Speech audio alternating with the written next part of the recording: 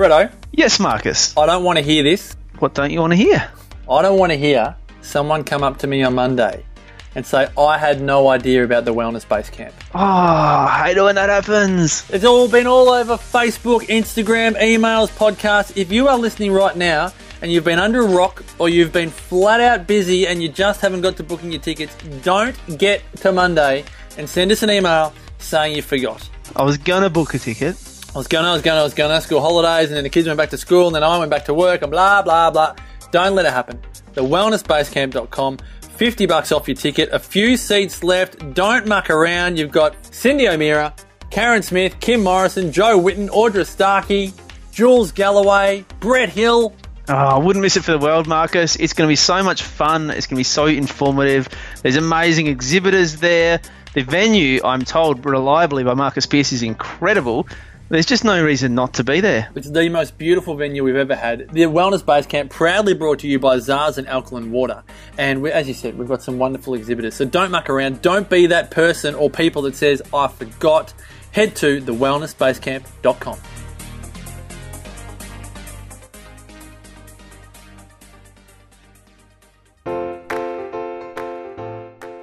TheWellnessCouch.com, streaming wellness into your lives.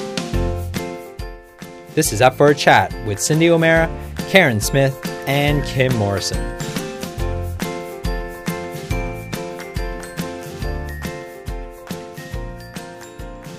So thank you for having me. I'm very excited to be a part of your graduation, and I hear that today has been a pretty full-on day for you guys. Is that right? And the crowd goes quiet. So tell me about what you guys have covered so far. Fill me in a little bit so that I know where I can pick up from and continue for you to create a really inspiring next sort of half an hour to an hour. What have you guys covered so far? What do you remember about the work that you've done so far? Hit me with that. Somebody better say something, otherwise it'll look really bad. Self-love. Self-love. What does that mean to you, Christy? Looking after myself first. Looking after yourself first, as opposed to everyone else. Family, work, stuff. Yeah? Cool. What else? What else have you guys gotten from the last couple of hours that you spent here today? The my universe, your universe, universal. Oh, my business, your business, universal business? Yes, that's it. What did you get out of that? Yeah, I didn't do that. I buy too much into the other, like Noodle business or the universal business, so I got out of it. Who does that? Who's like all up in everybody else's business and all up in universal business? Seriously. Don't you lie to me. I know, we're all the same. Raise your hand if you're up all up in everybody else's business, wondering what everybody else should and shouldn't be doing. Working it. Gotcha. Very cool. Yeah. And that's a big thing to get. I remember when I first got that through Byron Katie's work. Has anybody read Loving What Is? So she's written the most incredible book called Loving What Is, which really goes into a lot of detail around my business, your business, and universal business. And we're probably going to touch on that just a little bit more. We're going to go a little bit deeper with that today. But that, when I first got that, I realised that I had so much of my energy, attention, and focus on all of the world outside of me that I wasn't paying attention to the world inside of me. And I don't know, I'm an Aquarian and I just had a birthday. Is anybody else an Aquarian in the room? Okay, so we are so freaking deep, we can get lost in there, if you felt the same. No, does anybody else feel like they're like this deep? They're so deep. Anybody else feel like they're really deep? Yes. They're as deep as a teaspoon. So, yeah, I feel like there's this whole world that goes on inside, but because our focus and attention is outside, we miss the beauty and we miss the majesty of what this piece of life actually is. And when we're not paying attention to what's happening inside of this piece of life, life passes us by. And we begin to wonder where the time has gone. Has anybody ever thought, geez, the time's gone fast? And the older you get, the faster it goes. And part of the reason is because the older you get, the more and more there is to keep you distracted from yourself. There's children, there's now money, there's now mortgages, and there's cars, and there's jobs, and there's stresses, and all the stuff that takes you away, all of the stuff that takes your attention away from this piece of life. But in actual point of fact, when you get to the end of your days and you look back on your life, you don't want to look back on your life and think this piece of life hasn't had life the way it wanted it. This piece of life has lived its life for every other bugger. This piece of life has done everything that it should have done rather than could have done. You don't want to do that, because life is really precious. And I don't know about any of you guys, but when we've had situations in our lives where we've been close to losing our lives, or we've had those moments where we've questioned what it's all about, sometimes, actually, it's kind of like a glitch in the matrix. When somebody passes away, and I know that we've all had someone or a pet or somebody that we've lost, and it's kind of shifted your perspective in those moments where you think to yourself, I'm going to pay more attention to myself, I'm going to be nicer to other people, I'm going to do the right thing more often for myself. Has anybody ever felt like that? We have those glitches in the matrix where it stops you in your tracks and forces you to think about the kind of human being that you are. And it's those glitches in the matrix that bring us back to ourselves, bring us back to this piece of life rather than everything else outside of ourselves. But it's really unfortunate that we have to wait for those glitches in the matrix in order for us to get those wake-up calls. Don't you think? And I think we can do better than that. So today we're going to talk a little bit about that. Is that all right with everybody? Yeah? What else have you guys got from this morning? Hit me with it. And can we just get this out here? Like whiffles. I was just going to say, we are so not formal. Okay, so we just totes chill, totes relax, and it's your time. So say whatever you want to say when you want to say it. This, me, not formal at all. Very funny, but not formal. We did lots of whiffling. Whiffling. One should always whiffle all over the joint. I really think it's a good idea. Very cool. Did you whiffle anything exciting? Oh, not exciting. Or cool? Awesome? Emotional. Totes, tell me. Oh, no. Oh, but you have to, girlfriend. Like, this is a moment we're having. The pressure is so on. The pressure's on. She has to, doesn't she? Oh, God. Hello? Turn around and look at everybody. I'm not speaking ever again.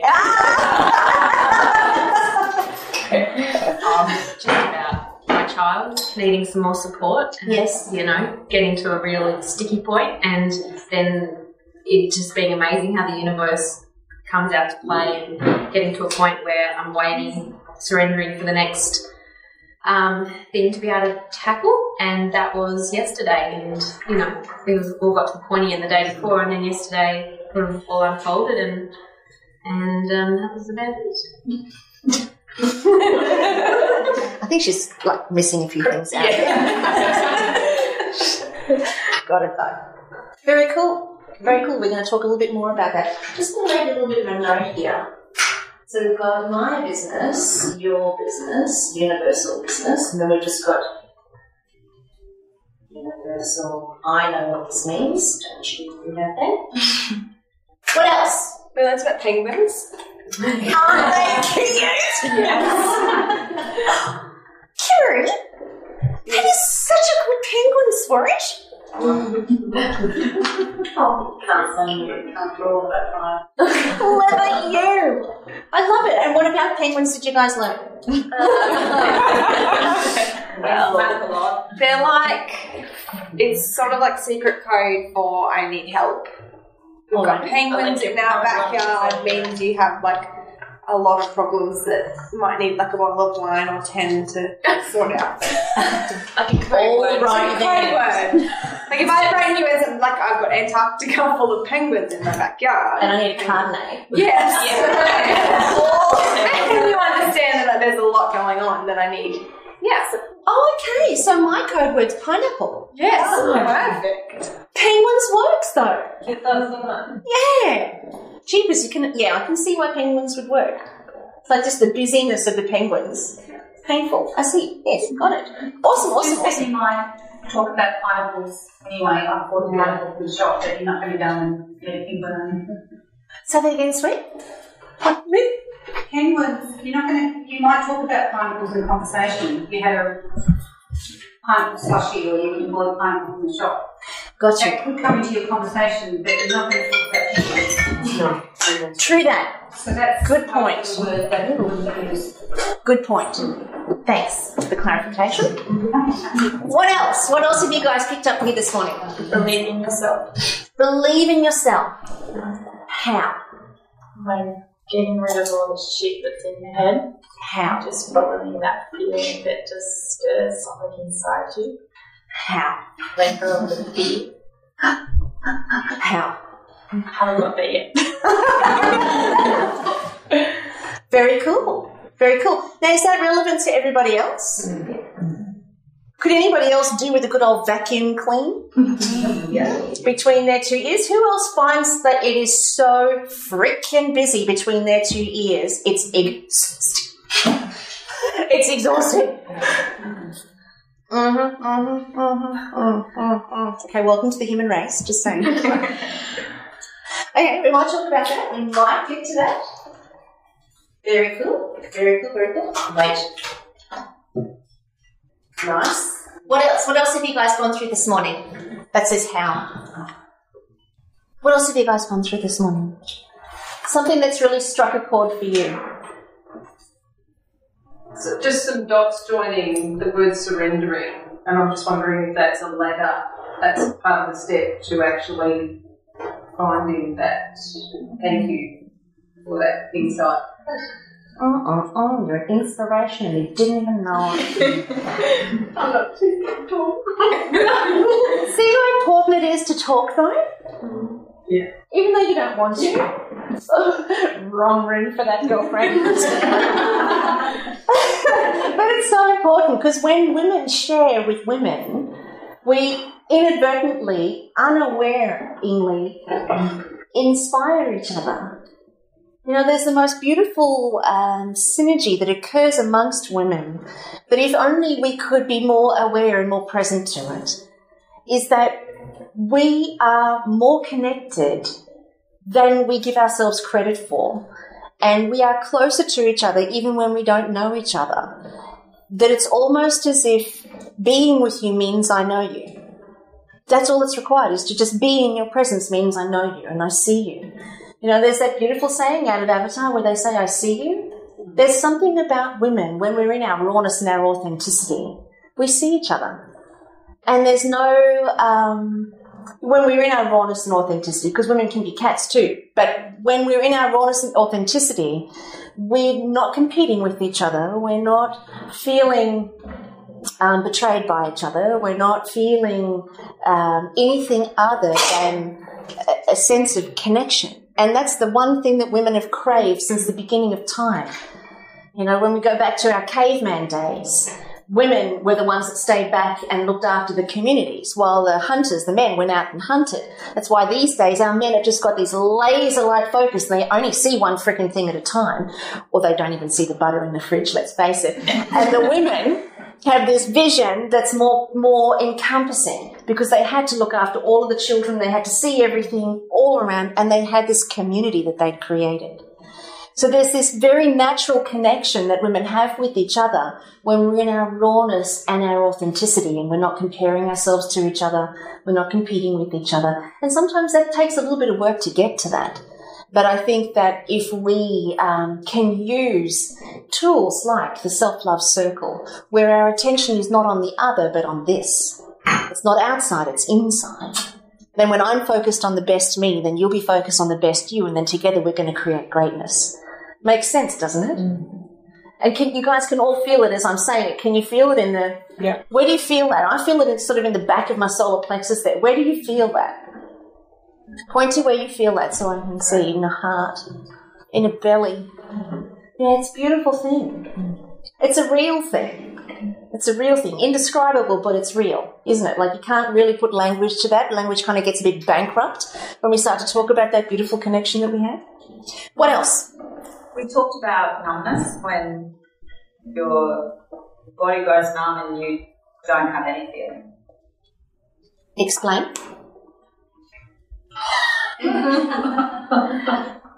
Emotionally, do you mean, or physically? yeah, I guess physically where you just get to a point where you just have nothing left and it's just enough. Gotcha. We're almost the trauma or the experience or the thing that you're going through, you can't even identify with it in a sense that it's not good or bad. It's not good or bad, it's just, I don't even know where to go with this. I don't even know what to do with it. Like it becomes bigger than you are. Yeah. Got it. Cool. Has anybody experienced a lot of that? Raise your hand up high because I'm not saying that. Okay, cool. All right, awesome. It's not really awesome, but it's good to know that because in our trauma and our tragedies, I know that this is going to sound bizarre, but it's through our trauma and our tragedies that we find ourselves. And those of us that have experienced trauma and tragedy then become a beacon of light for those who haven't experienced that and don't necessarily have to. How many people in the room have not experienced great traumas and have lived a fairly blessed life? And I want to be you when I grow up. How many of you guys have led a fairly easy life? So we all have a different role to play here on this planet. We all have a different part to play. And none of it is a mistake for any of us. And we're all incredibly blessed to be in the skin bag and experience life the way that it unfolds for us. Now, life can either be a debilitating experience that leaves us broken and crippled, or life can be an experience that challenges us, pushes our boundaries, but forces us to meet the greatness inside. Because sometimes you have to dig so freaking deep just to be able to keep your head above water. That when you eventually catch your breath, you realise you're a marathon swimmer. And you then become a beacon of light for those that don't have to go through that. Does that make sense? Yeah. But I do want to say one thing about that. Raise your hand for those of you who've been through great tragedies and traumas in your life and struggles. This may not be an easy pill to swallow, especially for those who never want to speak again. Your job, and make no mistake about this, your job is to share your journey and to share how you kept your head above water and to share what you've created as a result of that. We do not have our experiences for ourselves in isolation. We have our experiences on behalf of mankind. Please hear that with the most weight that it is intended. Your experiences that you have delivered yourself from are purposeful so that you can support others in delivering themselves from experiences so that they can learn from you. We do not have our experiences for ourselves in isolation. We have our experiences on behalf of mankind. Now, that takes your experience to a whole other level. Yes or yes? Yes. Because now your experience is not about you. Believe it or not, it's not about you. It's about the world that you live in. It's about the people that you surround yourself with today and the people that you'll surround yourself with in the future. It's about your children. It's about the message that you choose to create in the world. And you don't get to play a small game. Make no mistake about it. See, for those of us that have experienced massive challenges, what do you think the challenge was designed for? Listen. Totes the shiz bang. I mean, let's get real. Our experiences and challenges are not designed for you to go back and access the tools that you discovered your whole life. It's not designed for you to go back and dig into your toolbox of where all of your resources are in order to handle a new challenge. Otherwise, it's not a challenge. Challenges find you. You have no say, by the way. You have no say when your challenges arrive, and you have no say when your opportunities arrive. Make no mistake about that. You just have to participate. So when challenges find you, they're not designed to have you to go back and access what you already know. They're to force you to learn something new. But it's not learning something new about the world. It's learning something new about you. It's learning something new about this skin bag and what this skin bag is capable of. And you don't even know it's happening because that's kind of the nature of challenge. It kind of puts you into this blind zone where you're just coping. But then when you come out the other side, if you come out the other side having become greater for it, genuinely, not just through, intellectually saying I'm better for it and yes, I really believe it was, purposeful, because that's a crock of shit too, by the way. It's not always going to just be an intellectual experience. It's got to get you on a cellular level where you actually realise you're amazing because of what you've been through. You are amazing. And because of that, what did you learn? How did you handle it? You have to discover your own recipe because that is what you need to share with the world outside. That is what the world is screaming for. And you don't have to look too far outside of these doors to see that the world in and of itself is imploding. True or true? Do we have people suffering? Do you wake up to hear the news? There was another rape, another murder, or another bombing, another slaughtering, another cyclone, lives lost, families devastated. It's non-stop, isn't it? Personally, I don't watch the news anymore. Does anybody else not watch the news anymore? Oh, awesome. Awesome. But you see it on social media, So unfortunately, we do live in a world that is very challenged. But part of the reason why the world is so challenged is because the world has not discovered people. Let's not say the world, let's say people, because the world is made up of people. People have not discovered the powerhouse that exists inside of the skin bag because they haven't looked.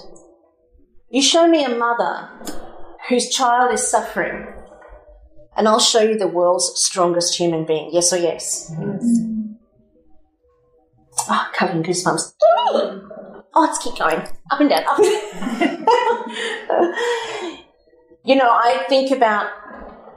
I think about somebody who's gone through great tragic experiences for themselves. How do they still survive? How do they keep breathing? How do they wake up the next morning and see the sunrise and not take their own life because of all of the pain that lands so heavy on their chest each day? How is it that we keep breathing and we keep going? There's a natural and an innate intelligence inside of every single one of us that has us pull up the big guns, that has us handle every single challenge. But you can't do it with what you already know. I'll touch you that on the forehead. You can't do it with what you already know because what you already know has served its purpose. The nature of challenge is to have you learn something new, but not about the world, about you. What's new about you that you haven't seen yet? What are you capable of? What's possible for you that you haven't seen yet? I went and had coffee with my mum this morning because I just got back from Fiji last night. Yes, I'm tan. I'm peeling a lot. And I went and had coffee with my mum this morning, and my mum's 75 years old. She's 76 this year. She's graduated from her Bachelor of Arts, majoring in communication. She's then gone on to do a postgraduate certificate in philosophy, and now she's just started, or she's halfway through her honours in creative writing. And she's 76. Wow. I know, right? And that's my mum. I'm going to be so awesome when I'm older. So we were talking about it this morning, and we were talking about the very nature of, beliefs, what we think we are, who we think we are, all the stuff that gets in our way and holds us back. And I said to her mother, if we keep thinking, if we keep circulating in this personal identity of who and what we think we are, we'll never be more than who and what we think we are. I'm going to say that again because it's a little bit of a noodle baker. If we keep circulating in this thought system of who and what we think we are, we'll never be more than that. We'll never be more than that. And who has visions for themselves of this great life with all the money that they want, all the laughter, all the love, all the fun, all the playfulness? Who has great visions for themselves that they can achieve these things? Not everybody, just a few? Right, so we need to do some work on visions. Clearly. I'm scared. Show of hands. Who sees a great future for themselves when they think about it? They think that something great is possible for themselves. They feel like something great is possible.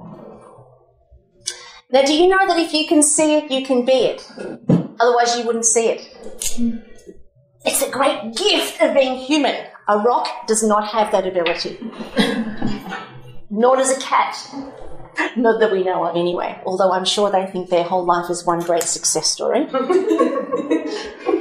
But as a sentient being, we have the ability to create vision, yet we have ourselves so trapped inside of our identification of who and what we think we are, based on our experiences, based on the challenges that we faced, based on the stories we tell ourselves and tell about ourselves. We're trapped into this very small, minute expression of humanness. When in actual point of fact, what's possible for you is beyond your wildest dreams. So what you can see, the universe sees something 1,000,000 times bigger than that. 1,000,000 times bigger than that. But if you could be what you see, do you think your life would be awesome? The shiz day? If you could just be that, that'd be fine. You know, like that would be enough? Yes or yes? Yes. Tell me some of the visions that you see for yourself. Tell me what you see. Tell me what you see. What do you see for yourself? Tell me what you see. Living on land, a sustainable home. Chickens? Okay, cows. What are cows? Growing food. Where? Somewhere between here and Mallawindi. Nice. Does it have ocean views? It does. Oh, stop. How amazing. And so what's going to make that come to life? Is it money? Is it, what's going to make that come to life for you? In your view, what do you believe needs to happen to make that come to life? I need to get a bit of a clearer idea of where. So I'm visiting places, I'm spending time up here with people, and getting a feel for where. Great. And then once you find it, you're just going to make it happen? Yeah. Sweet. Who else? What else have you got? Hit me with it. What else do you see for yourselves? Oh, wellness centre. Oh, sorry. I'll take the thing. Yeah, you're a tough crowd. But anyway. So, Grace is my partner in front there. For what I see for us and for Grace? my life. Yeah? What I see for us and for my life is I want to be a top person in our business, and I want to have a team of thousands of people that we've helped increase or better their lives. And what's your business? Hit me with it. It's an MLM business. Which one? It's called Life Vantage. Life Vantage. Really new in Australia. It's not many people remember. Yes, I haven't heard of that one. Alrighty then, what do they do? We are importing a supplement in from America at the moment. It's one of the most potent reducers of oxidative stress on the planet. Glutathione? Increases by 300%. Yeah, right. So Max International, that's the same sort of product? No, it's called Protandim, so it's 5 herbs. So, okay. And then it just decreases, it turns on an NRF2 pathway in your body, which in turn creates antioxidants in your body, so your body doesn't have to ingest them. Gotcha. So it's not actually the glutathione itself, it's the precursors to it. So NRF2 pathway turns on your glutathione pathway in your body. I like it. So what you see for yourself is this vision of thousands of people in your for want of a better word, downline? Yeah, almost, yeah. Yeah. And not only financially, but health-wise too, just improve lives of thousands of people. Fantastic. That's exciting. That is really exciting. So what has to happen for that to happen? We have to step into that position, really. We just have to grow ourselves to the point of where we work our butts off and just go out to the world and help. Have you started? Yeah. Are you working your butts off? Oh, yeah. Well, not as much as you. Not as much as actually, she said yes. I stand here. She did. Well, step 1 is retiring Grace from our nursing job. So, and then we will be working our butts off. Did you hear that? Yeah. Okay. Awesome. Very cool. What else? What other visions do you guys see for yourself? Come on. I see a documentary or something like that. Oh, yay, how excitement! What? Okay. Maybe not so exciting. No, it's I'll cool my jets again. Tell me about the documentary. What's it on? That's a good question. Alrighty. I live on 50 acres. My partner and I live quite uniquely,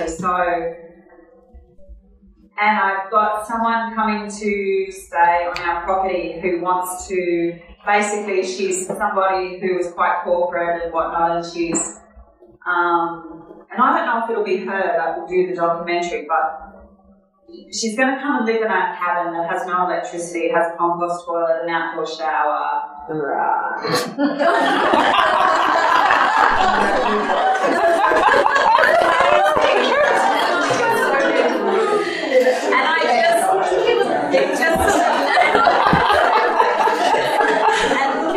And she's going to be down in the rainforest on our creek, and I don't know if it's going to be her, but I feel it's the start of something. That's so good. I'm so excited. I just feel it's going to evolve into something.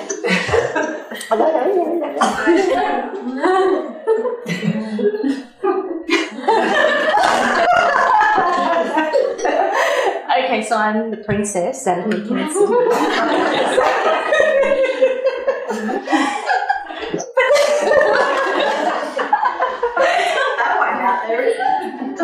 A compost toilet?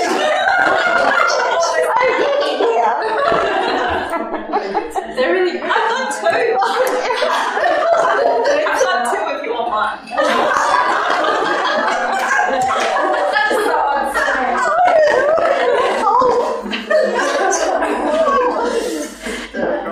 Hence, you're just being Fiji. No, I said yes. It is resolved. They painted my toenail. Yeah. But I think that's fantastic. Okay, all seriousness aside. All seriousness aside. I told you I was funny, didn't I? Apart from the compost toilet. I think that's so exciting to have a documentary to teach people to live alternatively. Is that kind of what your intention is? And to, like, obviously, she's going to hurt down there. She's going to do a lot of work on herself. But if she's corporate, I'm saying you're right. Yeah, I mean, that is a big journey. And I think it's somewhere, like, I'm not saying that we all have to go out and live on 50 acres and get compost toilets. Okay. I'm good now. You're grateful. But we have to change something with the progression. Agree. Or we're going to destroy ourselves. Agree. Yeah, totally agree with you on that. Yeah. 100%. Leading the way, charging the path, go you. You know, I love it when I watch the Foxtel movie or the Foxtel shows and they have those people who live off the grid. I find that so inspiring. I would love to do it, other than the compost toilet. But I think it would be spectacular. And I think most people would love the stress-free-nicity of that, wouldn't we? Of being off Facebook, being off Wi-Fi, grounding every day. And she's going to be there. There's no internet connection or anything. There's nothing down there. So. This is your cabin? We have a... Oh, that's great. Okay. She's going and, and I just feel really blessed that she asked me, you know what I mean, that she picked our place and... Oh, congratulations. This is going somewhere. Yeah. It's always going to get... Absolutely, it's going somewhere. You know... One of the things I said to Kimmy, and I'm totally unprepared for today, just by the way, but one of the things I said to Kimmy that I wanted to talk to you guys about today was your partner. And when you guys mentioned that you'd spoken about universal business, my business, your business, universal business, it's a perfect kind of lead-in. How many of you guys here are familiar with my background? Raise your hand if you're familiar with my background. Raise your hand if you're not familiar with my background. Oh, cool. Fresh meat. Just kidding. Not really. So, do I have a water? Yes, I do. Thank you. Is this mine or somebody else spat in that? No, that's mine? That's yours, that's fine. Thank you. I didn't fit enough. Thank you. I'm not precious in that way at all. One of the things that I think I discovered very early in the piece with, I guess, my own personal journey was my business, your business, and universal business. For those of you guys who don't know, I'm just going to kind of wrap it up in a package really quickly, but please don't take my speed as flippant, because my journey and experience was the most life-changing experience that's then allowed me to go on to create the life that I have today. And I actually look back on my experiences now and feel unbelievably blessed. So in 2001, I was living in Sydney. I'm from Cronulla, and I'd been in a relationship with my partner Greg for about 8 years. And Greg and I were struggling in our relationship. He was in the movie industry, so he made The Matrix, Babe, Pig in the City, Bloodsport, Jean-Claude Van Damme, just about every commercial that was playing on TV, he was involved in those commercials. There's a whole string of them. Island of Dr. Moreau, Kangaroo Jack. I'm just trying to remember all the invoices I used to do for him. And Greg came back from making a movie in Alice Springs, but when he came back, there was something very different about him, and it really struck me as curious because I couldn't seem to dig in to see what had gone wrong. But the distance between him and I was remarkable. And that distance progressed for about 14 weeks after he came back from making that movie, until finally it landed with him taking his own life. He gassed himself in his car in a driveway. And he left me a voicemail message telling me how much he loved me and that he would look out for me for the rest of my life and that he would always be watching over me. But he was sorry that he wasn't enough for me. And the tragedy of that story is that I thought that it was me. I thought I wasn't enough for him. Our relationship was struggling. When he came back from making Kangaroo Jack in Alice Springs, our relationship was struggling. And I thought he was having an affair with someone else. I thought it was me that he didn't love enough anymore. You know, after 8 years, I thought he was bored and, all of that sort of stuff. I had no idea. But for some strange reason that I'll never have an answer to, he felt that it was him that was the problem. But what that did was that messed with my mind in such a way that it sent me on a spiral of depression until finally it became suicidal depression. But what never occurred to me was that if I was to take my own life, I'd be putting my friends and family through the very thing that I was experiencing. So the very nature of suicide is that we become so disassociated from reality that we can't feel anything. We can't feel love. We can't feel any connection. There's a void inside. And if a person gets to that space with a suicidal depression, if they get to that space, that's when they become quite a worry because they're incapable of reason and understanding. And I guess I got to that stage in order that I would understand how Greg could do it. Because the nature of being human is that we can't take our own lives. We're just not structured that way. We're structured for survival. Like if you're drowning in the water, you're going to try and get to the top, and it's just human instinct to try and get to the top. But when Greg took his own life, that spiral that I went through had me so disassociated from my own sense of what was normal that all I wanted was to escape the pain. And what we do know is that in suicidal cases, it's where pain exceeds the ability to cope. So when the pain is so much that the coping mechanisms actually shut down, there's nothing there. And that's what has us disassociate from reality and disassociate from ourselves and disassociate from others. Is there anybody in the room that has experienced suicide in any way, shape or form? With someone they know or at a distance? It's the saddest thing in the world is that it's touching more and more lives. I got 11 calls in November last year from people who were suicidal, reaching out for help. And that blew my mind. In 1 month, 11 calls. That is a lot. Just here on the Sunshine Coast, the people I know. What about the people I don't know? That journey of suicidal depression took me to Bali, where I'd made a decision to take my own life. I had it all set up. I was going to Ubud. My best friend Jodie and Charmaine were with me, And I was so disassociated from reality that telling them not to come didn't even occur to me. And having them with me didn't alter my state at all. All I felt was relief. And that I knew that my end was coming. And it was the 12th of October 2002 that we landed in Bali. And that was the night of the 2002 Bali bombing. Now, Greg committed suicide on the 14th of October 2001. So 2 days later, 14th of October 2002, on the 12-month anniversary, that was my D-Day. But we landed on the 12th. So I went out with Jodie and Charmaine. I felt really calm. I actually felt relief because I thought, geez, all this pain's coming to an end. I'm going to be able to move on. I'm going to be back in my rightful place with Greg. His family can get on with life. My family can get on with life, and everything will go back to normal. We were in the Sari Club the night of the Bali bombing.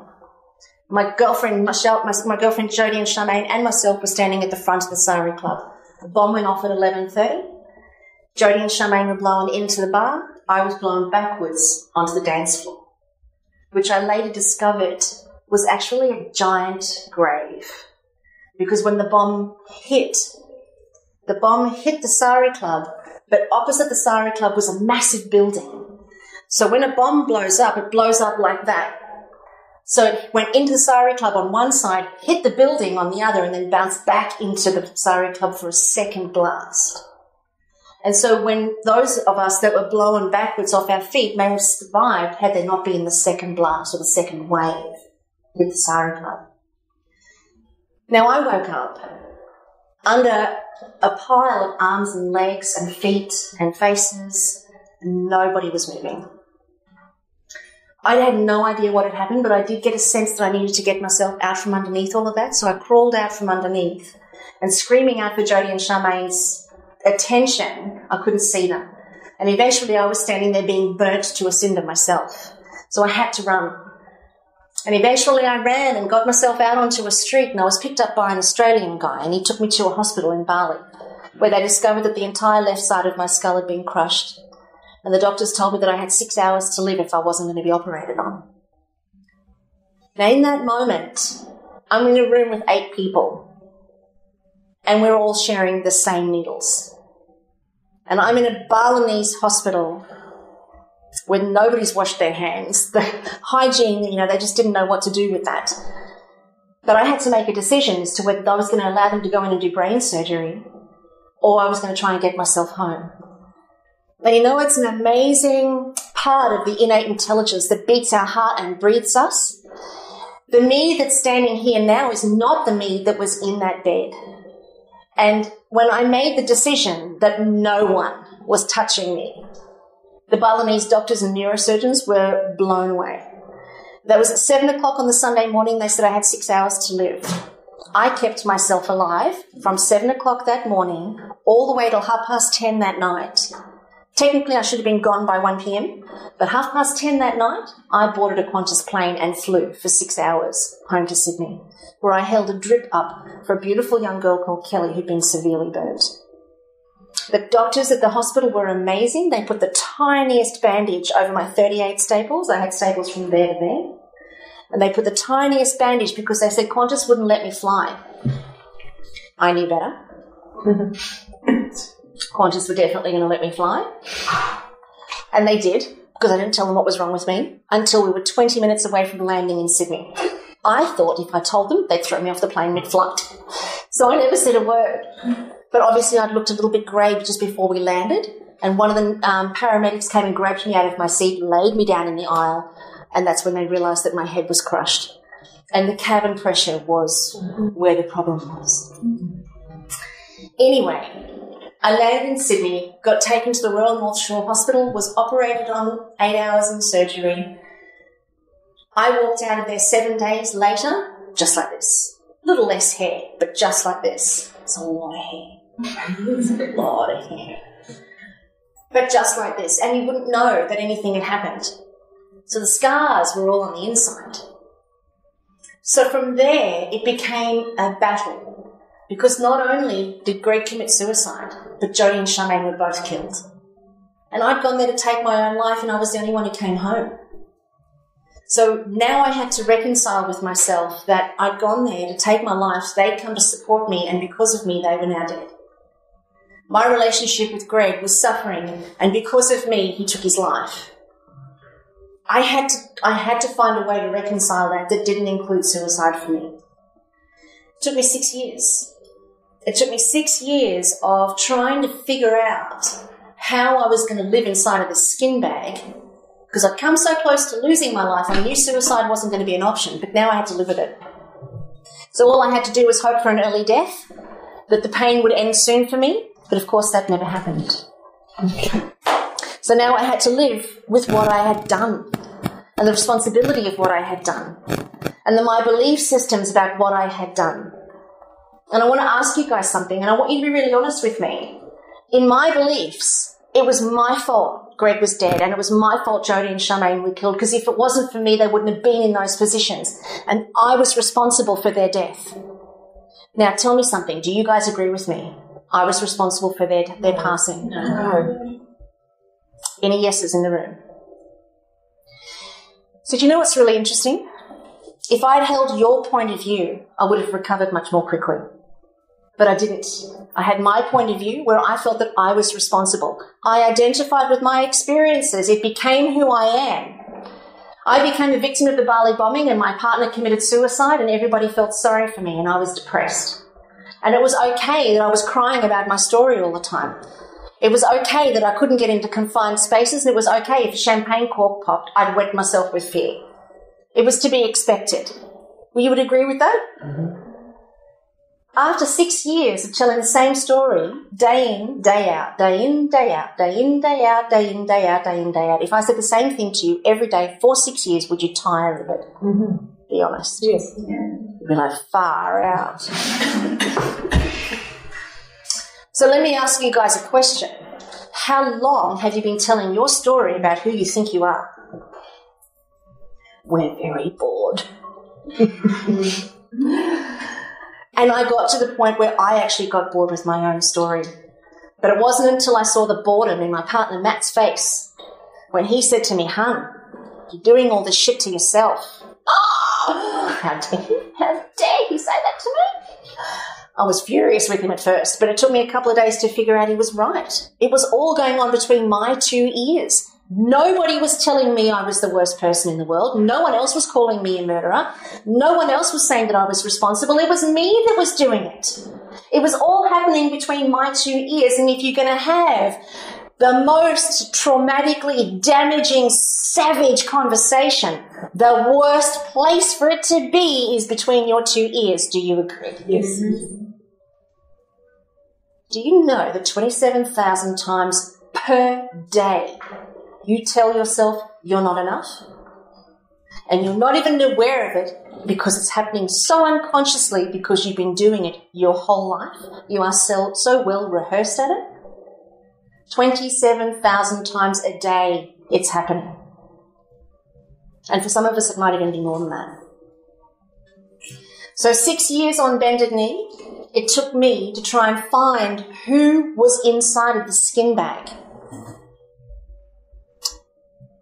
And I'm not going to go into the whole story because that's going to take us the rest of the day. But when I discovered my business, your business, and universal business, it was one of the very first recipes that rescued me. And I'm going to explain why. And hopefully you guys will be able to get something from this for yourselves. You see, because my business is who I am. What exists in this skin bag, what happens between these 2 ears, that is my business. No one else can reach inside and plant, "You're not good enough." No one else can plant inside of you, "You're not lovable, you're not perfect." No one else can reach in there and plant anything inside your skin bag. You are the only one who can do it. And I was talking to my mum about this morning, and she was saying to me, she calls me Dot, little Dot, because I was 4 pounds when I was born, so my nickname's Totty. That can stay. It's being recorded. Okay, it's now on the podcast. But she said to me, Dot, I remember all my life, religion has told me lies and people have told me lies and I've believed it. And of course, now I've suffered because of it. And I said, Mother, no, I'm sorry. And forgive me. But I do believe that somebody needs to stand up and say to the world, it's not okay to hide behind someone else's viewpoint of you. Your mother's thoughts about you, your father's thoughts about you, your children's, your teachers, your work colleagues. It's not acceptable to live a diminished life because of a belief system you have that you picked up from someone else. It's not okay. It's not acceptable because it's your skin bag. It's you. And your responsibility, your business, is to be the best and most powerful version of you that you are capable of being. That is your only job. That's it. If you woke up thinking that my only job is to be the best and most powerful version of myself, what would you do differently in the morning? Anything or nothing? If you woke up and decided or said to yourself, my job today, the only thing I have to do is to be exceptional. Would you brush your teeth exceptionally? Would you put your makeup on exceptionally? Would you settle for nothing but exceptional? Would you eat an exceptional breakfast? Would you breathe exceptional air? Would you drink exceptional water? Would you keep yourself in exceptional clothing? Would you wear exceptional shoes? Would you live a life or would you live a day of nothing but exceptional and refuse to accept anything less? Yeah. Because that is your only job. There's nothing else for you to do. That is your only job, and I'm going to explain why. Because right now you're thinking to yourself, no, I've got to bust my ass. Yes or yes? Who's thinking I've got to bust ass to make this life work? Who feels like that? I've got to work hard, got to bust ass, money doesn't grow on trees, all that. Cool. It's a shame, but cool. So when you think about your business then, answer this question for me. Kimmy, how am I going on time? Oh, okay.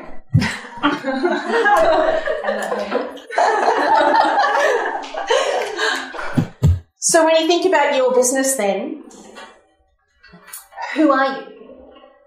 This is the burning question for all of us. And I'm going to give you a hint so that you don't have to think too hard. You are not your beliefs. Everything you believe, you think this is blue. It's not blue. Someone else told you it was blue and you believed it. Yes or yes? Yes.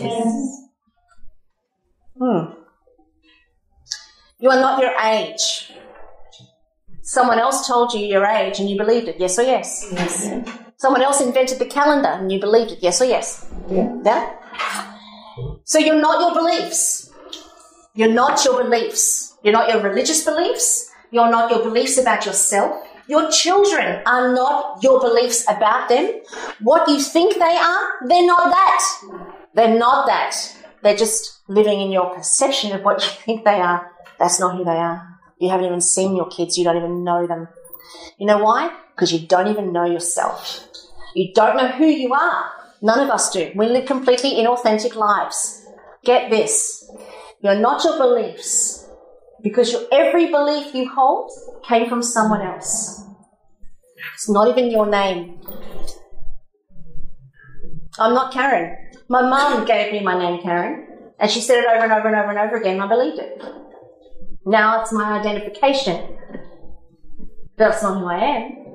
So if I'm not my name and I'm not my beliefs and you're not your personality, you're not your personality.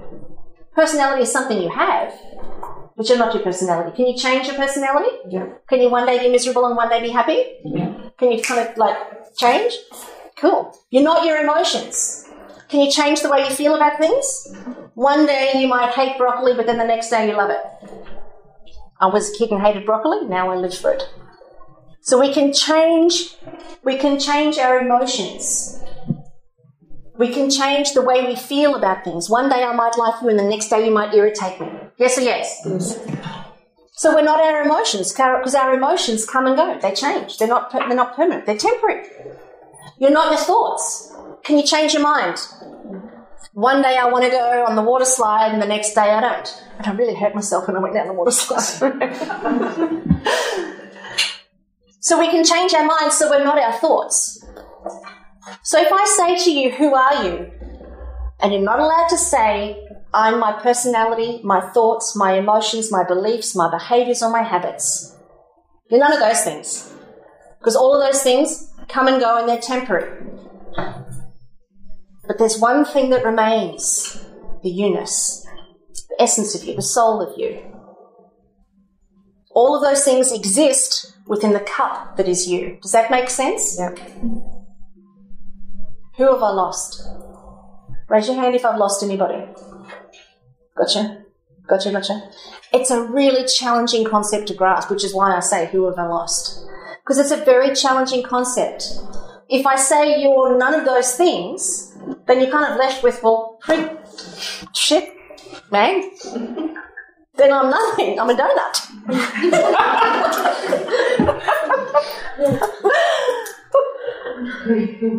And if I'm nothing, does anybody feeling a sense of nothingness when I take away all of those things? Does anybody get left with a feeling of nothingness? Who gets left with a feeling of nothingness when I take all of those things away? Be honest, raise your hand, because actually that's where where I want you to be. If I'm not those things. Because anything that you try and figure out becomes a thought then. And you're not your thoughts. And now you're trying to feel how it feels to be nothing, but now you're trying to engage your feelings and you're not your feelings. Shit, man. This is really woo-hoo stuff.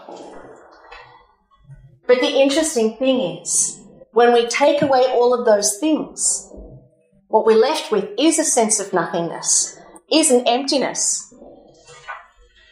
But a beautiful Asian proverb speaks of the rice bowl, and it says, when the rice bowl is full, nothing can be added, but when the rice bowl is empty, all becomes possible. Now, most of us live a life full of personality, beliefs, opinions, thought systems, emotions, perceptions.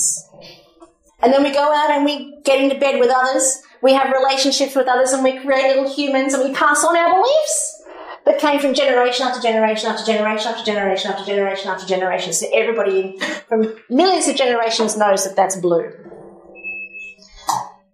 Everybody has a belief about what love is, yes or yes? Yes.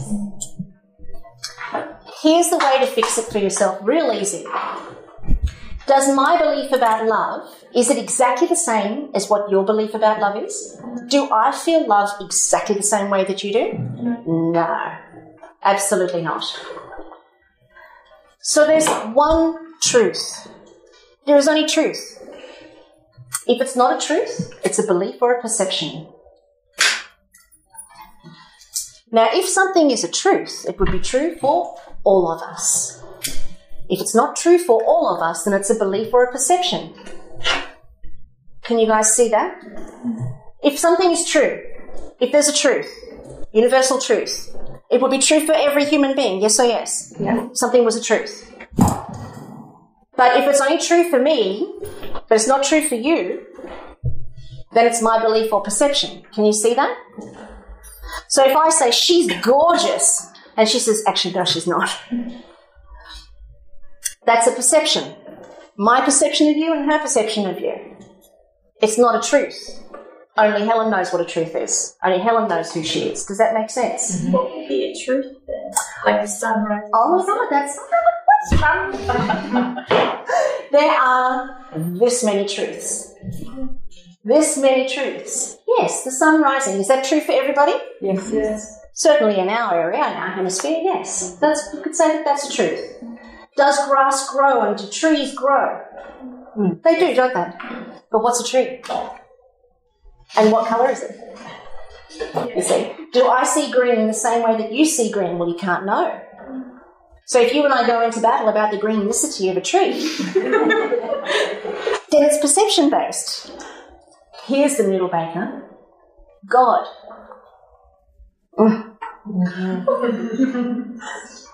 Do we know God or do we believe in God?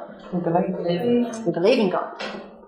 Now, if you know something and it's a truth, if you know something and it's a truth, Do you have to believe it? Because you know it. You don't have to believe it. You know it. It's just a knowing. You know it. So the only time we engage our beliefs is because we don't know something. Stop it. That is just so deep. The only time we engage a belief is because we don't know. So if somebody says to you, I believe women are sensitive. Now, do we know that, or do we believe that? You can only know yourself. You can't know women in general. You can only know yourself, yes or yes? Yes. So it's a belief. It's just a belief. Tell me one belief that you hold about yourself that holds you back. My weight. Nice work. What's the belief that you hold about yourself? That I'll never be thin and have that. Alrighty then. How exciting, because that's just a belief, right? It's actually really cool, because now everything you believe is up for grabs. It's up for questioning. It's up for questioning. Now, what did I say your job was today? It's the only job you've got. It's your business. Yes. What's your job today? My business. When you wake up in the morning, my business is to be the best version of myself that I can be. What's your job today? To be the best version that I can be. Now, in that statement, is there any beliefs? I believe that I can be. But that's still a belief. It's just a good one. Yes. And if you can have a good belief, well, what's the harm in that? But what my point is that we put all of our beliefs up for question, including our beliefs about ourselves, because they've come from somewhere or someone else. Now, who said a person needs to be a certain shape or size? Who said? That's been handed down generation after generation after generation after generation. Yes or yes? Yes. Now, if we're not feeling well and our job is to be the most exceptional version of ourselves, then you've got work to do. Does that make sense? Mm-hmm. But if you're feeling on top of the world today, and the body is different every day, by the way, Ayurvedic studies and Vedic studies will tell you the body feels different every day. Because it is. And the body that you have today is a result of who you've been up to today. But if you want the body to be different moving forward, start being exceptional now and creating exceptional. And the body will fall into line. Does that make sense? And life will fall into line. Because the universe is desperate to support you, desperate to fall in love with you, desperate to bring you everything that you want. You just have not created the vacuum because of your belief systems and your identification with who you think you are. Now, I had to get blown up to realise that all of my personality, all of my beliefs and all of my identification got blown up, and what was left was absolute rawness. There was just the rawness of humanity that was left amongst all of us in Bali. When we were running through the streets, no one was competing with each other. No one was scared of talking to a stranger. Not one of us was nervous about another person. We were all one. There was a oneness that was created. There was a connection that became present when all of our shizzle got blown up, and what was left was the rawness and authenticity of humanity. There was this connectedness, this oneness that, I guess, having had the experience of it, I now feel the sensitivity of that on a day-to-day basis. So I see beyond your personalities. I see beyond who you think you are. I see beyond your identifications of who you are. I do. I see that. And that is my message for all of humanity, because I've been blown up. For those of you guys that have had your own tragedies and your own experiences, what's your message from it? What are you coming to the world with to share? Get out of your own way with your identification with who and what you think you are, because the world is waiting for you, sister, and you're not showing up. What's showing up is your beliefs, your personality, your thoughts, your emotions, and you're holding other people accountable for it. One of the biggest mistakes that we make in our relationships is we say to our partners, you don't love me. Marriages are won and lost on that. You don't know if your partner loves you. You have no clue. You will never know. And they will never know if you love them.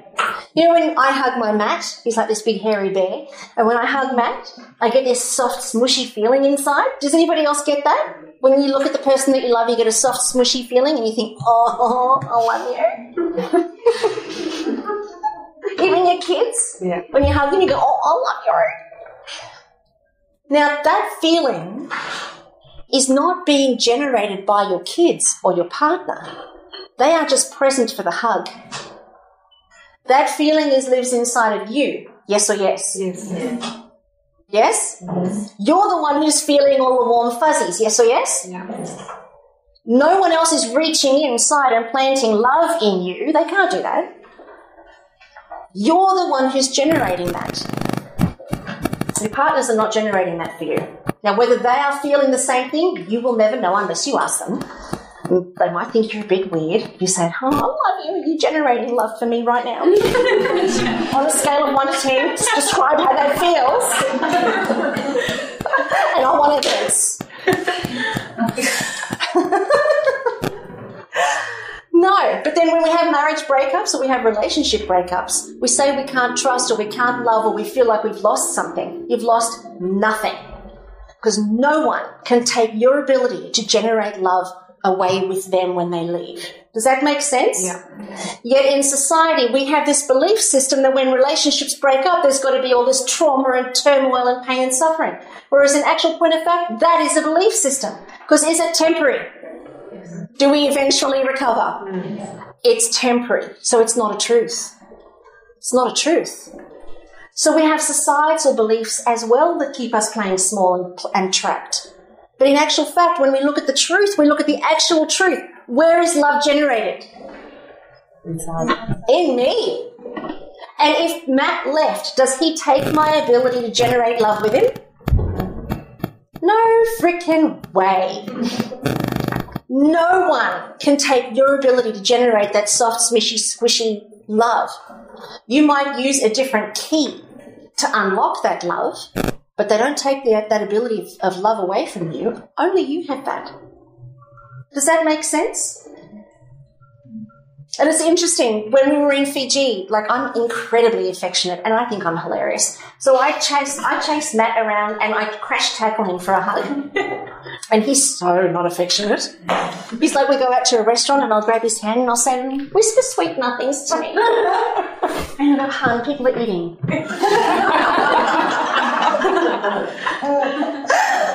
Dear.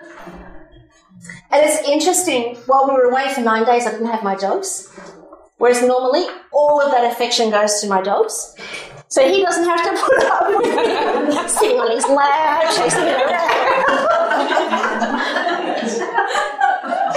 Quite hilarious. By the end of it, he goes, oh, hon, I'm so overwhelmed. On the last day over there at the airport, and I said, Jim, can I come and sit with you? And he goes, oh, he said, I just need a bit of personal space. Oh my God, when we walked in the door, he said, thank God. Because the dogs just came running up and he lost me there. He goes, great, I'm third on the rung again? Yeah, absolutely. He goes, perfect place for me.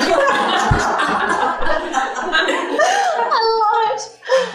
So if my job is to be the most exceptional version of myself, I have to know who myself is. I must know who this is. And I'm not my thoughts, personalities, beliefs, emotions, habits. I'm none of that. Then what is there? In actual point of fact, there's nothing there. There's no thing, no one thing. And in nothingness, you can create everything. And from nothingness becomes choice. Therefore, you can choose whatever you want, but not for the rest of your freaking life. Right now. This moment. In the now, in the present, that's all that there is. So choose. Choose what you want to experience. Kimmy sent me a message this morning saying for me to come here today, and I thought, okay, cool. I've got no idea what I'm going to speak about, but I know who I'm going to be when I get there. Hilarious. So when I choose who I'm going to be, it's moment by moment. Does that make sense? Yeah. And when you choose who you're going to be moment by moment, doesn't that open up everything? Because right now you could be sitting there being very serious. But then in the next minute, you could actually sit there and be the class clown. And then this afternoon, or when you go and have dinner tonight, you could choose to be extremely playful. Or you could choose to be a little bit more quiet and subdued. You choose. But it's not your personality running you. It's not your belief systems running you. It's not automated unconscious behaviour patterns running you. It's you running you. It's you mastering this piece of life and you choosing what you want.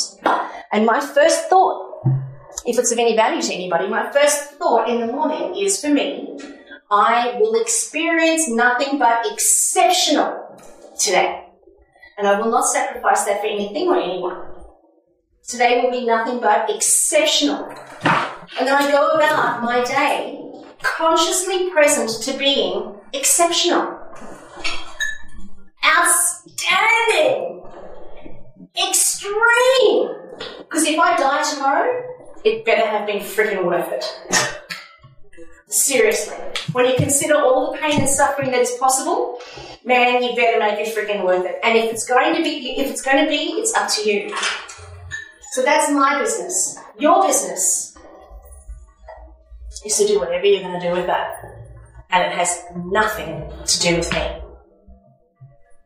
So when I look at Matt, my business is to be exceptional. So when I wake up in the morning and I have to work at this doesn't just come naturally. We have to choose. Because if you don't choose, you're also choosing. Does that make sense? Because if you let life be random, that's nobody else's fault but your own. And life is actually not random. Life will always bring you what you're putting out. And if you're putting out unconscious shizzle, life will match that shizzle. Make no mistake about it. So don't be unconscious. Be very conscious, because the universe wants to give you what you want, and it always wants you to be right. So if you think you're not enough, the universe will say you're right, and it will bring you experiences that will show you that that's right. If you think that you're overweight and therefore will never be skinny, the universe will say you're right and will constantly bring you cupcakes.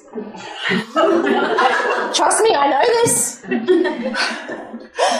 The universe always wants you to be right. So when I wake up in the morning, I choose exceptional and astounding. I want my day to surprise me. I want the universe to surprise and delight me daily. So then I go in ferocious pursuit of looking for those surprises and delights. And I have an evidence journal, which is a beautiful gold little journal book that I found at Officeworks. That's my evidence journal. Just like that. Just like that. And it's my evidence journal every day. I write at the top, evidence for today. That's my first thought when I wake up. I'm going for exceptional. This will be an exceptional experience inside of the skin bag, and I want the universe to surprise and delight me. And then I look for evidence of that. And so today, surprising and delighting me is this. What a great surprise. And delighting me, well, I think I'm hilarious. I'm very delighted about that. And I got to have breakfast with my mum, so I'm really delighted about that. And who knows what the rest of the day is going to bring? Oh, yeah, actually, and I had another great surprise. I put a post up on Facebook saying I needed some support, a VA type person, just to help you get through some stuff. And a friend of mine who I haven't seen for 22 years sends me a message. And she was exceptional when she worked for me before. Mind you, it was 22 years ago. Not so sure. I'll keep you posted on that one. No, she's absolutely astounding. She's amazing. Always has been. And I sent her a message and I said, are you still awesome? And she said, you taught me my superpowers. And she said, always awesome. I said, that's what I want. So my business when I wake up is to think that way. And that's my day, is to continue to think that way. Still do the things that you need to do and what's in front of you, but be thinking that way. So when I wake up and I see Matt, part of my experience is to have an extraordinary relationship. I generate that. He can do whatever he wants to do. He doesn't have a clue about what goes on between my two ears, and it would freak him out if it did. So when I look at him, I generate extraordinary, exceptional, astounding love for him. Now, I could also generate the opposite of that and bring our relationship to an end if I wanted. Because you know how you can do that, hey? Yeah. You can detach. You can definitely do that. But I choose not to do that. There'll be a day that might come where I do that. Who's to know? But right now, I don't choose to do that. I choose to wake up and have an extraordinary relationship with a man who's oblivious to what's going on. He gets up, does his usual burp and fart and goes off to work. You know, I'm not alone. So he goes off to work and he comes home, and when he comes home, I'm still thinking I'm extraordinary, surprise and delight me. So when he walks in the door, I'm not, yeah, going, oh, whatever, yeah. You know, in the routine of being together for 15 years, I'm not dismissive. You know, when you've been in a relationship for a long time, you can get a bit dismissive, a bit habituated. I'm not that. Every day is brand spanking new. It's so cool.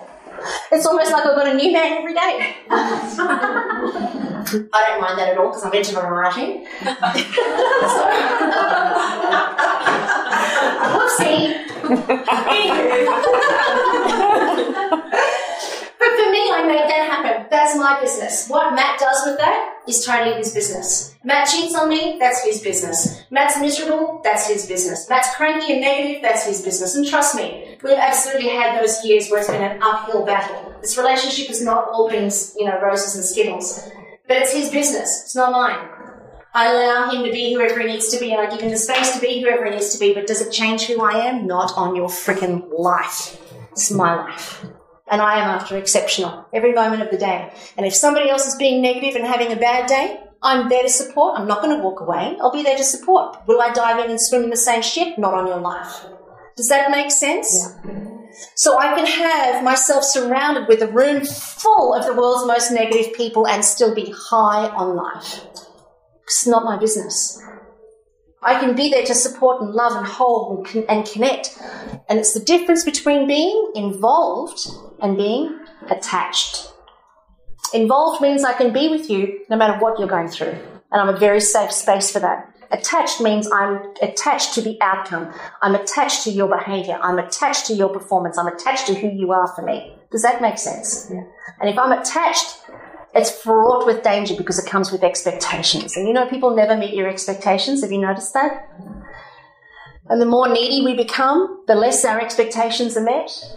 But that's just because we've got our focus outside on others. When my focus is on myself and my extraordinary experience, and somebody's being negative or hurting, or, you know, it's why I get calls for help often.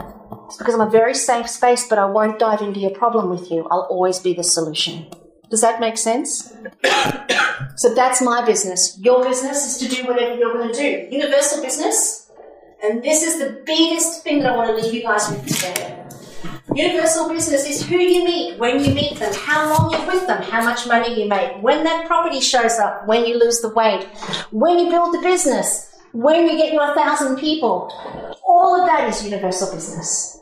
It's all universal business. It's not up to us to determine who we meet and when we meet them. It's not up to us to determine our challenges and our opportunities. Have you ever had control over that? Have you ever had control over your challenges when they arrive and what they look like? Mm-hmm. Have you ever had control over your opportunities, what they look like and how big they are and how awesome and the date and the time and what they bring? Have you ever had control over that? No. What makes you think you've got control over anything in between? Nothing. You've got no control over it. It's all universal business. You only have one job. So that's all you got. Everybody else is going to do their thing. You can't control anybody else's business. You certainly can't control universal business. The one thing you can control is your business, your exceptionality. And you can choose moment by moment. Don't choose month by month, because the only thing that exists is the here and the now. Be present to who you're choosing to be just now. And now is enough moment. Who are you choosing to be? What are you choosing to create? Just at this moment. And the beautiful part about that, and this is the biggest lesson that I've learned in the last 6 months, since June last year. I had a massive breakdown in June last year. I just lost my shizzle. Everything I was trying so hard to create for the last 10 years, none of it felt like it was as big as I wanted it to be. And I was working, pushing it uphill. I was busting hump, and I'm a machine. I don't have children, so I can work 24 hours a day. And I'm always so focused and so clear and so together. I'm in this work 24 hours a day. So in my mind, got it all going on. Not so much. The universe put me in a position, or I found myself in a position where all of a sudden everything I'd created, I didn't want it anymore. Everything. Not my relationship with Matt, but everything else. I didn't want it anymore, and I didn't know what to do. And I actually couldn't do anything. All the stuff that I'd been doing for my business, I actually couldn't do any of it. To do any of it made me sick and furious. So I just cried. I cried for 3 months on the lounge. I did. That was very traumatic. But what I came to at the end of that 3 months, because I actually had no other options, there was nothing else that I could do. I was worried about money. I was worried about my mortgage. We just bought a new place. I was worried about my car, all the normal things, you know. But I couldn't do anything. Anything I tried to do turned to shizzle. And it took about 3 months for me to realise I needed a partner. I needed a business partner. I needed a life partner. I needed somebody to come alongside me that knew more than me, that could lead the way and be a light in my life. At first I thought it was my sister, because she's my mentor. Then I realised, no, that's not it either. And I went to bed and I woke up the next morning and I said, today starts exceptional again. Who's my business partner? And within seconds, the universe is my business partner. The universe is my life partner. So what's my job and what's the universe's job? Came back to my business, your business, universal business. My business is to be exceptional. My business is to clean up my belief systems about what I think I am and my identification. I thought I was this speaker, workshop leader. I thought I was all these things. I might be, who knows? But while I tie myself to that, I'm limited to only that. Does that make sense? But do I want more than just that? Oh my God, so much more than that. So I realised I had to release my identification with who I am so that then I could be a worthy partner to the universe. Because while I play small, the universe can't bring me what I want. It can only bring me more small stuff. Does that make sense to everybody? So I had to transition from small to massive. And I thought that I'd been massive. And I had, but in stages. But then I reached another point where it's time for growth again. Does that make sense to everybody? And we all get to those phases where it's time to grow again. And I dare say you wouldn't be in this room unless it was time to grow again. Do you agree? Yeah. So here's your invitation. Take my story and the message with you as purposeful that you are meant to hear it today. Your job is to be outstanding and to allow the universe to surprise and delight you. You cannot be a worthy partner if you are more connected to your relationship with your identity, your beliefs of who you are and who you aren't. If you've got a better relationship with that than what you have with the nothingness, and the universe can't support you in the way that you see it. When you see that vision for yourself, it means the vision is here and you are here and there is a gap to bridge. And the gap isn't doing more or learning more. The gap is actually no-thingness.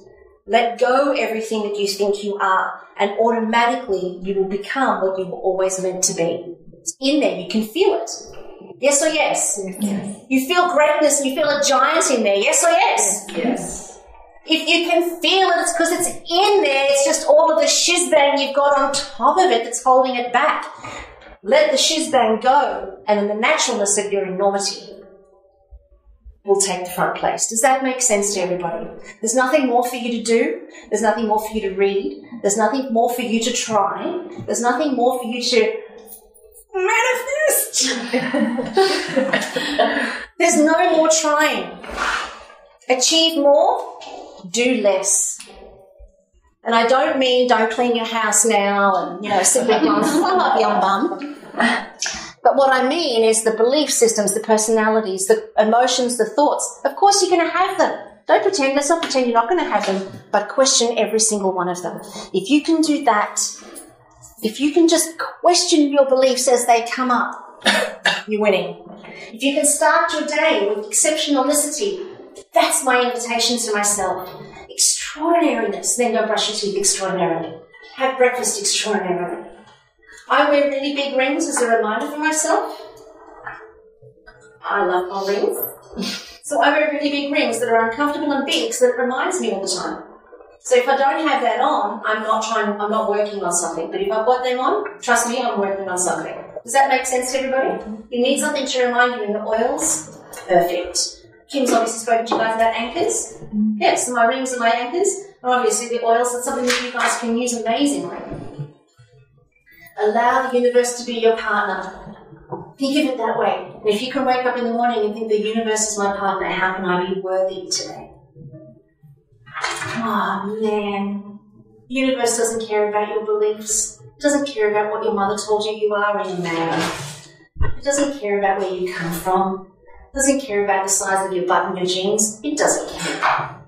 The universe only cares about bringing you everything that you want so that this experience of life can be nothing short of joyful, blissful, whole, complete, purposeful, and filled with oneness. Where we're all the same. And you notice we're all the same? We're all the same. Everybody's doing exactly the same things. So let's be an example of what's possible for the world outside where nothingness is kind of the aim. So if I say to you, what do? Who are you? No, I'm nothing. Bring that on. I'm nothing, which means I'm no thing, which means I can be everything, anything, what I choose, my life by my design. Does that make sense to everybody? Very cool. Very cool. And the more you bring yourself back to nothingness, there's no busyness. Because if I take away every belief, thought, emotion, habit, personality, there should be nothing going on between your two ears. That's what you want. I'm just saying, put it out there. We want empty heads. That's what we want. Because you have wisdom through your years. Of course you have your wisdom. I'm not saying be stupid, be thick. I'm not saying do that. But you have your wisdom. Just let your day unfold moment by moment through a filter of exceptional. Is everybody willing to do that? Yeah. Very cool. Who's the first person who's going to take the lead and stand up and say, I'll claim exceptional for myself? Do we have anyone in the room that'd be willing to stand up and be the first person? Stand up and be the first person. And say, I claim exceptionalness. For me. Nice. Is there anybody else in the room that's willing to do that? I claim exceptional for me. I'm claiming exceptional for me too. I claim exceptional for me. I claim exceptional for me. I claim exceptional. I claim exceptional for me. Totally claim exceptional for me. Twice! I'm claiming exceptional for me. I claim exceptional. You've got 3 in a row. That's all? I claim exceptional for me. Yes! Who hasn't stood up? Exceptional for me, and I have to grab the toilet. Have an exceptional pig. I claim exceptional for me. I claim exceptional for me. I claim exceptional for me. I claim exceptional for me. Yes. I claim exceptional for me. Yeah! I claim exceptional. Go, girlfriend. I claim exceptional for me. Nice work. I totally claim exceptional for me. I know. It's a no-brainer. I claim exceptional for me. I don't believe you.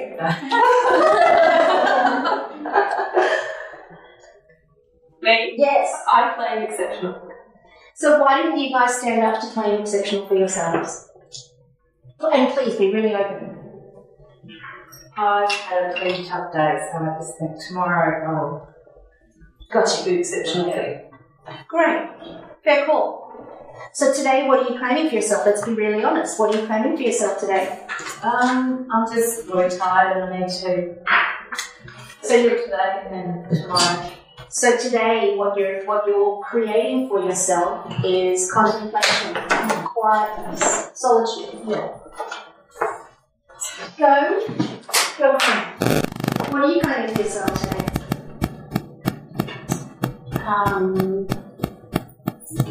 So why didn't you stand up? I see. Because I wanted to be centered attention, so that didn't work.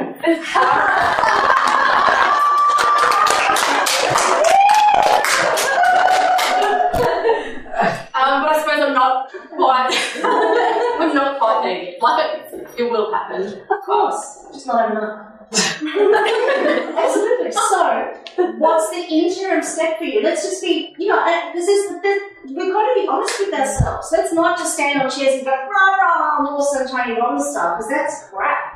Not Tony Robbins, but that whole, motivational stuff. So let's be honest about what's the interim step for you? What are you creating for your experience today? What's there for you? What do you feel? And because you're doing it.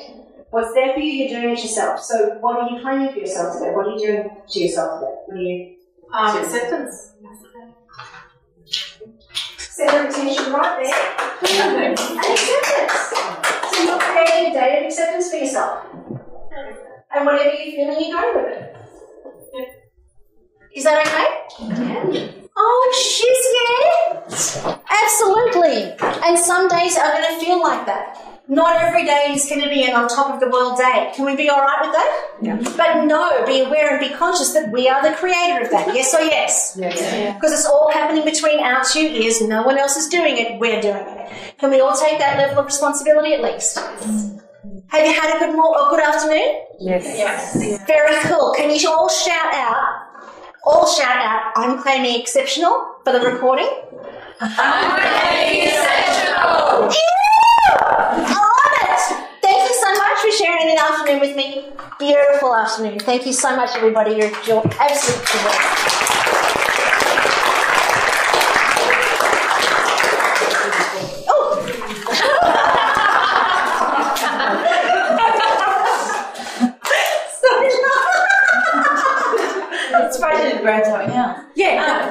So I just want to say thank you to our beautiful Carren. You inspire me every time we talk. You're just a beacon of light, and we are very, very grateful. Given the morning we had, it was perfect.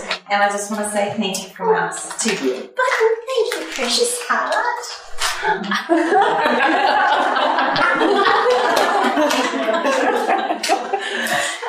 It's called koala. You should read it.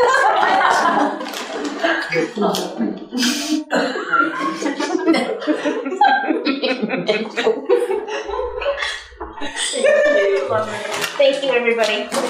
Anybody got anything to say before we go to a break? Anybody? I always check. There's always someone that might want to say something. I've just got a little Osho thing here on nothingness that might help for anyone who was having trouble grasping that. Did you want to hear it? Yeah. Okay, so being in the gap can be disorienting and even scary. Nothing to hold on to, no sense of direction, not even a hint of what choices and possibilities might lie ahead. But it was just this state of pure potential that existed before the universe was created. All you can do now is to relax into this nothingness, fall into this silence between the words, watch this gap between the outgoing and incoming breath, and treasure each empty moment of the experience. Something sacred is about to be born.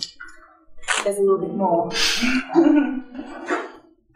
Buddha has chosen one of the really very potential words, shunyata. The English word, the English equivalent, nothingness, is not such a beautiful word. That's why I would like to make it no-thingness, because the nothing is not just nothing, it is all. It is vibrant with all possibilities. It is potential, absolute potential. It is unmanifest yet, but it contains all. In the beginning is nature, in the end is nature. So why in the middle do you make so much fuss? Why in the middle becoming so worried, so anxious, so ambitious? Why create such despair? Nothingness to nothingness is the whole journey.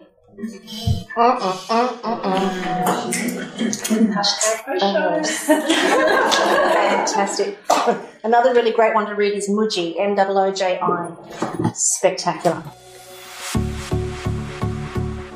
This has been a production of TheWellnessCouch.com. Check us out on Facebook and join in the conversation on Facebook.com/TheWellnessCouch. Subscribe to each show on iTunes and check us out on Twitter. The Wellness Couch, streaming wellness into your lives.